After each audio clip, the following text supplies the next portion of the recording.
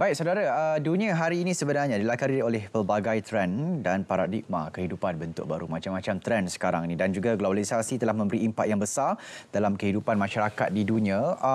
Sebenarnya secara tak langsung, ia juga turut memberi kesan kepada kehidupan seharian masyarakat Islam lagi-lagi di Malaysia, dan agama Islam sebenarnya telah menggariskan beberapa prinsip dan kaedah berpandukan Al-Quran dan Sunnah. Dan untuk bercakap berkenaan dengan pembentukan sasiah pelajar melalui Al-Quran Sunnah, kita bersama dengan Dr. Salma Zana Abidin, Ketua Bahagian Awal Pelajar Universiti Islam Selangor UIS. Assalamualaikum, Doktor. Assalamualaikum warahmatullahi wabarakatuh. Alhamdulillah, salam Ramadan. Terima kasih. Terima kasih juga kerana mengukakan lensa IPT dengan surah Al-Iqra itu sepenuh dengan salam nuzul Quran. Dan juga kita nak bercakap berkenaan dengan sasiah ni sebenarnya, Doktor. Sebenarnya macam mana sasiah ni boleh dibentuk melalui Al-Quran dan Sunnah? Secara asasnya dulu. Okey. Assalamualaikum warahmatullahi wabarakatuh. Bismillahirrahmanirrahim. Alhamdulillah wassalatu wassalamu ala Rasulillah wa ala alihi wa ashabihi wa man walah. Baik. Bila kita cerita pasal sasiah ni, Syarul, ya. Kita kena define dulu sasiah ni apa dia sasiah kan. Sasiah ni kalau kita tengok dalam bahasa Inggeris dipanggil sebagai karakter ataupun personality, ataupun dalam bahasa Arab dipanggil sebagai syakhsiyah. Makna kata sasiah tu bahasa Melayu, asal perkataan syakhsiyah. Syakhsiyah. Syakhsiyah. Jadi sekarang ni sama ada dia bermakna dengan karakter, ataupun lebih umum lagi adalah dengan makna kepribadian, ataupun lebih umum lagi dengan makna akhlak, budi pekerti dan sebagainya. Baik. Jadi bila kita nak tengok sasiah ni, nak bentuk daripada Al-Quran dan Sunnah. Bila kita tengok Quran dan Sunnah, yang pertama sekali Quran. Nak bentuk sasiah dengan Quran, yang pertama sekali tak dapat tidak kita kena baca Al-Quran. Kita dalam bulan Ramadan ni kan, kita memang antara 3 amalan yang kita kena banyakkan, iaitulah siam, puasa, kemudian tilawatul Quran, baca Quran, kemudian yang ketiga adalah kita kena qiyam, kita kena bangun tarawih dan sebagainya. Baik. Yang pertama kita kena baca Quran. Yang kedua adalah kita kena faham Al-Quran. Baca Quran saja tak cukup sebenarnya, sebab memanglah kita dapat pahala insya-Allah, tapi kalau kita baca Quran dan kita faham Al-Quran, insya-Allah Al-Quran akan boleh membimbing dan mendidik kita. Baik. Yang ketiga adalah kita kena mematuhi perintah Al-Quran. Yang keempat, kita kena mengambil ibrah daripada pengajaran yang terdapat dalam kisah-kisah Al-Quran. Saya ambil contoh. Kalau kita ambil contoh dalam surah Al-Qasas. Surah Al-Qasas, Syarul, dalam ayat 23-24. Kisah Nabi Musa AS. Apabila Allah Subhanahu Wa Taala kisahkan baginda lari daripada Mesir dan pergi ke Madian, dan baginda sampai ke Madian dalam keadaan baginda jumpa sekumpulan manusia penggembala kambing sedang beri minum kepada kambing-kambing mereka. Di satu sudut Nabi Musa melihat ada 2 orang perempuan yang kelihatannya agak terperuk sikit, agak seolah-olah menjauhkan diri daripada kumpulan penggembala kambing tersebut. Kenapa tu? Okey, baik. Nabi Musa kata, ma khatbukuma? Apa tujuan kamu ni? Kata perempuan tadi, qalata, keduanya berkata, la nasqi hatta yusdira ri'a. Kami tidak akan beri minum kepada kambing-kambing kami ini sehinggalah penggembala lelaki tadi itu pergi daripada sini. Jadi kemudian kata apa? Wa abuna syekhun kabir. Ayah kami ni dah tua. Jadi kamilah yang mengambil tanggungjawab. Nabi Musa dia buat apa? Fasaqalahuma. Nabi Musa pun tanpa banyak cakap ambil kambing-kambing itu, kemudian bawa ke tempat telaga, ke telaga, kemudian dia pun bagi minum kepada kambing-kambing tersebut, kemudian thumma tawalla ila dhil. Kemudian dia pun beralih kepada tempat yang dia duduk tadi itu di bawah naungan pokok. Jadi kat sini apa ibrahnya? Nabi Musa ni walaupun dia susah Syarul, dia dalam keadaan yang pelarian, tapi dia masih lagi fikir macam mana nak tolong orang. Jadi itulah dia antara pengajaran yang kita boleh ambil daripada surah Al-Qasas ayat 23 dan 24 yang menceritakan tentang kisah Nabi Musa. Susahnya dia lari dalam keadaan kepenatan, tapi masih lagi ada niat nak bantu orang yang dalam kesusahan. Jadi itulah antara macam mana kita nak bentuk kepribadian sahsiah daripada Al-Quran. Tapi kalau kita cakap berkenaan dengan sasiah ni, Doktor, untuk kita bagi lebih faham berkenaan dengan sasiah ni, sebenarnya dia berkenaan dengan pribadi seseorang, perilaku seseorang, kita kata attitude seseorang tu ke, ataupun macam mana? Ada perkara-perkara lain yang termasuk dalam ruang lingkup sasiah juga? Okey, baik. Jadi bila kita bincang pasal sasiah ni, sebahagian orang menyangka bahawa sasiah yang baik adalah orang yang pakai kupiah, kemudian dia pakai songkok, kemudian dia dalam keadaan yang lemah lembut. Itu memang salah satu aspek sasiah. Tapi Yang lebih luas adalah sasiah tu dia merangkumi semua perkara yang kita kata kalau nak bersasiah ataupun berakhlak tinggi itu dia mestilah komprehensif. Saya ambil contoh basic sekali adalah macam mana kita berinteraksi dengan diri kita sendiri. Ya, kita dengan jasmani dan rohani kita kan. Saya ambil contoh kalau kita dengan diri kita sendiri kan, kita jaga tak kebersihan? Gosok gigi tak? Faham. Kita kemudian mandi tak? Sebab perkara inilah yang asas yang mana kalau kita buat perkara ni, maka kita telah melengkapkan sebahagian daripada sahsiah itu sendiri. Baik. Yang kedua adalah sahsiah kita dengan masyarakat seliling kita. Sama ada ibu kita ke, ataupun ayah kita ke, ataupun kawan-kawan kita ke, ataupun siapa sajalah. Jadi kita dengan orang lain. Saya suka ambil dalam surah An-Nisa. Dalam surah An-Nisa ayat 36 di mana Allah Subhanahu wa taala berfirman, "A'udzubillahi minasyaitonir rajim, wa'budullaha wa la tusyriku bihi syai'ah." Ini surah Allah Taala. Apa makna dia?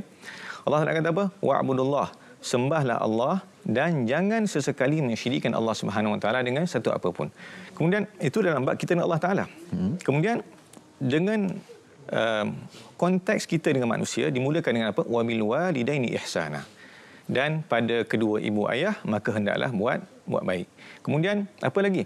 Wa bidzil qurbah, dengan kaum kerabat kita, saudara mana kita ke, sepupu kita ke kan, kita kena buat baik juga. Kemudian wal jari dzil qurbah. Sebelum tu lagi wal yatama, anak-anak yatim pun kita kena buat baik juga. Wal masakin, dengan orang-orang miskin pun kita kena buat baik juga. Kemudian tak cukup dengan tu, Quran suruh kita ni expand kebaikan kita tu, akhlak kita kepada siapa? Kepada jiran-jiran kita. Wal jari dzil qurbah, jiran-jiran yang dekat dengan kita. Barangkali jiran sebelah rumah kita kan, 2-3 selang 3 rumah kita kan. Ataupun Quran juga suruh wal jaril junub, jiran yang jauh. Jadi bukan sahaja kita kena buat baik pada mak ayah kita, kepada saudara mara kita, kepada anak-anak yatim, kepada orang miskin, bahkan kepada jiran-jiran sekalipun kita kena berakhlak dengan akhlak baik. Baik, itu yang kedua.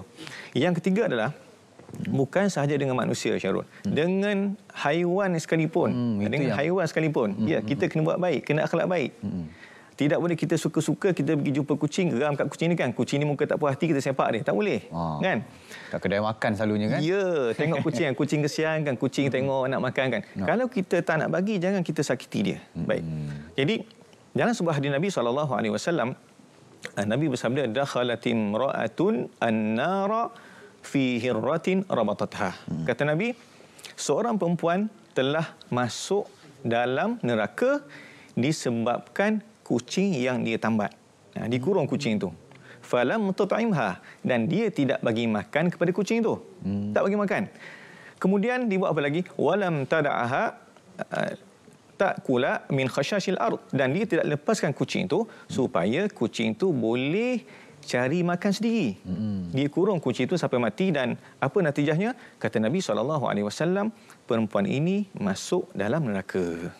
Jadi itu yang ketiga. Yang keempat, bukan sahaja dengan manusia, bukan sahaja dengan Allah Subhanahu Wa Taala, bukan sahaja dengan diri sendiri, bahkan dengan alam pun kita kena berakhlak dengan alam. Sebab itulah bila kita tengok, bila kita tidak berakhlak dengan alam, kita tidak beradab dengan alam, kita buang sampah merata-rata, kemudian kita buat apa lagi, kita telah tebang pokok kan, kemudian kita telah tarah bukit. Apa berlaku? Tengok sekarang ni bencana musibah banjir, tak kira musim bulan 12 dah. Dulu masa kita kecil-kecil dulu kan, kalau nak tunggu banjir bulan 12, sekarang ni banjir ya, anytime. Kita kadang-kadang terperangkap dengan banjir di Kuala Lumpur dan sebagainya kan. Jadi itu sebenarnya telah diberi amaran oleh Allah Subhanahu Wa Taala dalam surah Ar-Rum ayat 41, di mana Allah Subhanahu Wa Taala berfirman, "A'udzubillahi minasyaitonir rajim, zaharal fasadu fil barri wal bahr." Telah zahir, telah muncullah kerosakan di mana? Di daratan, banjir, gempa bumi, tanah runtuh, semua itulah tanah runtuh kan. Kemudian ribut, taufan dan sebagainya. Kemudian apa lagi? Kemudian di lautan, fil bahr, di lautan. Di lautan ni apa berlaku? Kita barangkali tidak lagi selamat untuk makan, sesetengah ikan di lautan. Barangkali ikan tu dah dicemari dengan apa? Dengan merkuri.